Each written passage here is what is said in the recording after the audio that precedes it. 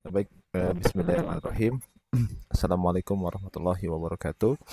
Alhamdulillah, alhamdulillahirabbil alamin. Wassalatu wassalamu ala asrofil anbiya'i wal mursalin sayyidina wa maulana Muhammadin wa ala alihi wa sahbihi ajma'in. Asyhadu an la ilaha illallah wa asyhadu anna Muhammadan abduhu wa rasuluhu la nabiyya ba'dah. Alhamdulillah teman-teman sekalian yang insyaallah dirahmati Allah Subhanahu wa taala.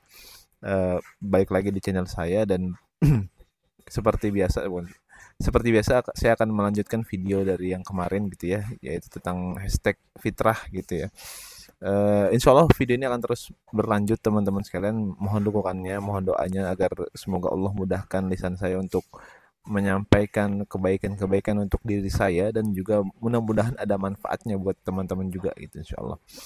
Baik teman-teman sekalian, pada video kemarin saya menjelaskan bahwasannya kita bertuhan itu harus menggunakan metode berpikir ya teman-teman sekalian. Nah, mungkin kalau kita sebut Tuhan kita adalah Allah itu kayaknya kurang fair karena mungkin terlepas dari agama ya. Maksudnya kita bahas dulu tentang mungkin manusia.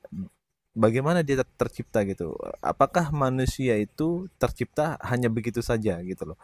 Nggak hanya manusia sih, maksudnya semuanya yang terjadi di dunia ini itu apakah itu terjadi secara begitu aja? Kan banyak teori-teori yang kita dengar ya di sekitar kita bahwasanya misalnya alam semesta itu terjadi, teorinya misalnya ada Big Bang dan sebagainya macamnya. Apakah begitu gitu dan sebagainya macamnya. Nah, sebelum kita bahas tentang membuktikan Tuhan itu adalah Allah yang paling benar, maka kita bahas dulu nih manusia itu manusia itu perlu nggak Tuhan gitu. Tuhan itu ada enggak gitu kan ya. Nah, ini ada beberapa hal yang menarik karena gini teman-teman sekalian, di banyaknya orang yang saya temui di sekitar saya, mereka itu yakin adanya Tuhan, mereka tuh tahu bahwa tuh ada Tuhan tapi mereka nggak yakin gitu. Seperti seolah-olah nggak yakin karena mereka mungkin belum belum membuktikan apakah Tuhan itu ada gitu ya. Nah, itu harus ditempuh dengan metode berpikir teman-teman sekalian. Nah, maka kita melihat misalnya gini, apakah Tuhan itu ada? Ya kemungkinannya kan cuma 2, ada atau enggak ada, kan gitu ya. Nah, kalau enggak ada, apa buktinya? Kalau ada, apa buktinya? Kan gitu. Nah, maka kita buktikan teman-teman sekalian, apakah Tuhan itu ada? Jawabannya adalah ya ada. Karena kenapa? Karena kenapa? Begitu kompleks teman-teman sekalian. Dunia ini tercipta, kemudian alam semesta tercipta, apalagi dan sebagai macam halnya. Belum lagi kita bahas tentang planet-planet yang sangat besar di luar sana. Itu terlalu kompleks kita mengatakan bahwasanya Tuhan itu nggak ada gitu. Pasti ada sesuatu yang lebih besar dan lebih kuat gitu yang menciptakan itu semua. Karena gini, logikanya gini teman-teman sekalian. Karena kita kan akan berakhir nih. Kita kan akan mati kan gitu ya. Setiap manusia akan mati, apapun itu akan meninggal, apapun itu akan hilang. Nah, sesuatu yang hilang ini kan pasti ada awalnya gitu. Sesuatu yang berakhir pasti kan ada awalnya. Nah, maka awal itu seperti apa? Nah, makanya kita nggak bisa mengatakan Tuhan itu nggak ada. Kenapa? Karena terlalu kompleks untuk menjelaskan atau yang kemudian untuk bilang kalau Tuhan itu nggak ada. Nah, jadi kesimpulannya itu ada sesuatu yang lebih besar. Katakanlah mungkin orang orang gengsi bilang Tuhan, oke, tapi ada sesuatu yang mengawali ini semua. Nah, siapakah dia gitu loh? Ya pasti Tuhan gitu. Makanya kalau ada orang ateis bilang gitu ya, Tuhan itu nggak ada, berarti dia kayak menafikan fitrahnya dia sebagai manusia gitu. Karena kita sadar manusia itu lemah, terbatas gitu ya. Kita butuh sesuatu yang sangat kuat dan sebagainya macamnya gitu. Maka manusia manusia terbatas. Maka pasti harus perlu Tuhan gitu. Dan alam alam semesta pun bingung kita. Masa harus dibilang begitu aja terjadi, kan nggak mungkin. Itu nggak masuk akal gitu. Itu yang nggak sesuai dengan fitrah. Nah, gitu teman-teman sekalian. Nah, belum lagi kita misalnya bedah tentang manusia. Nah, apakah manusia plak ketipluk gitu? Jadi udah gitu. Nggak mungkin kan, pasti ada awalnya gitu dan sebagainya macamnya. Nah, maka kesimpulannya mungkin bukan mungkin, pasti God does is exist gitu loh. Oh, Tuhan pasti ada gitu loh. Tuhan pasti ada sesuatu yang lebih besar daripada sesuatu ini gitu. Pasti ada yang, dan permasalahannya adalah who is the creator? Siapa yang menciptakan ini semua kan gitu. Ya pasti Tuhan gitu ya teman-teman sekalian. Nah, saya ingin mengutip ayat Al-Qur'an teman-teman sekalian tentang manusia, karena kan manusia juga kita bedah deh dari kita sendiri. Kita ini terlalu kompleks untuk bilang kalau manusia itu terjadi hanya begitu aja gitu. Dari mana asal manusia misalnya? Dari bapak saya. Oke, bapak bapak kamu dari mana? Bapaknya lagi, bapaknya itu terlalu apa? Terlalu panjang kan gitu ya. Oke, sampai misalnya ujungnya. Oke, siapa yang menciptakan dia? Kenapa dia bisa terjadi? Nah, bingung. Karena kenapa kita nggak ada buktinya kan gitu ya. Nah, maka di sini ada ayat yang sangat menarik teman-teman sekalian dari surat Al-Mu'minun ya. Di dalam surat Al-Mu'minun ini dari ayat 12 sampai 15 gitu, saya kurang paham gitu ya. Dia itu menjelaskan, Allah tuh menjelaskan tentang bagaimana manusia itu tercipta. Dan ini sangat make sense, sangat masuk akal dan sangat betul dan diverifikasi benar adanya oleh para ilmuwan dokter.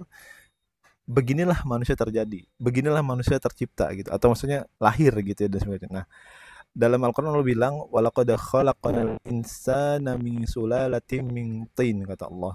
Sungguh kami telah menciptakan manusia dari saripati yang berasal dari tanah, bahan dasar tanah ya. Kita tahu bersama bahwasanya kita diciptakan dari tanah itu sudah disepakati oleh para ulama gitu ya.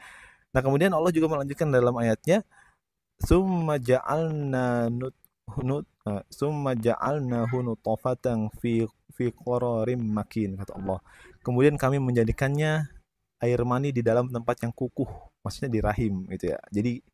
Jadi Allah kasih air mani di dalam rahim yang kukuh gitu. Maksudnya ya itu proses terjadinya manusia kan gitu ya.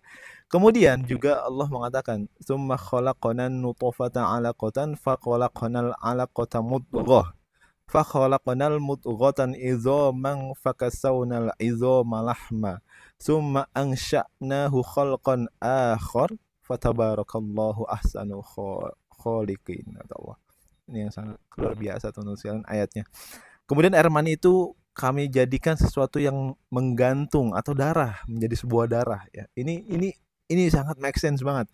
Lalu sesuatu yang menggantung itu, darah itu kami jadikan segumpal daging.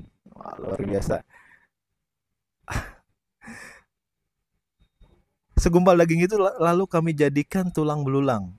Lalu tulang belulang itu kami bungkus dengan daging. Kemudian kami menjadikannya makhluk yang berbentuk lain. Maha suci Allah dengan sebaik-baiknya pencipta. Ini kalau kita renungin teman-teman sekalian, ini sangat luar biasa. Kenapa? Jauh sebelum dokter meneliti ataupun manusia yang paling pintar meneliti tentang manusia itu sendiri, Allah sudah kasih disclaimer-nya. Allah sudah kasih informasinya. Luar biasa. 1400 tahun yang lalu. Dan yang ayat selanjutnya ini yang sangat mengerikan buat saya. Kata Allah, summa innakum ba'da dzalika lamayyitun, kata Allah. Kemudian sesungguhnya kamu setelah itu benar-benar akan meninggal, akan mati. Jadi dari sini teman-teman sekalian kita harusnya sudah sadar ya bahwasanya Tuhan itu pasti ada gitu loh. Ini taruhlah mungkin informasi yang saya dapat dari Al-Quran, tapi ini adalah bukti yang sangat nyata. Karena kenapa? Ini sudah diverifikasi benar adanya oleh banyak orang di dunia ini. Apalagi diverifikasi oleh Rasulullah SAW. Nah, maka dari situ kita menyimpulkan dari materi pagi hari ini adalah ya, Tuhan pasti ada. Karena nggak mungkin semua terjadi secara kebetulan. Begitu teman-teman sekalian. Jadi luar biasa ya. Nanti insya Allah di video selanjutnya kita akan coba bahas siapakah Tuhannya, kan gitu ya. Apakah Tuhannya yang berbentuk manusia misalnya, yang digantung di kayu salib dan sebagainya macam. Apakah Tuhan itu kayak gimana gitu loh. Siapakah dia? Siapakah namanya? Bagaimana dia sifatnya dan sebagainya macamnya. Insya Allah akan kita bahas di video selanjutnya ya teman-teman sekalian. Mudah-mudahan teman-teman semua selalu stay dalam video saya dan kita insya Allah mendapatkan kebaikan bersama insya Allah. Itu saja mungkin dari video pagi hari ini teman-teman sekalian. Mudah-mudahan bermanfaat. Mohon maaf apabila mungkin ada kata-kata yang keliru, silakan ditulis di kolom komentar gitu ya. Barakallahu fikum. Wassalamualaikum warahmatullahi wabarakatuh.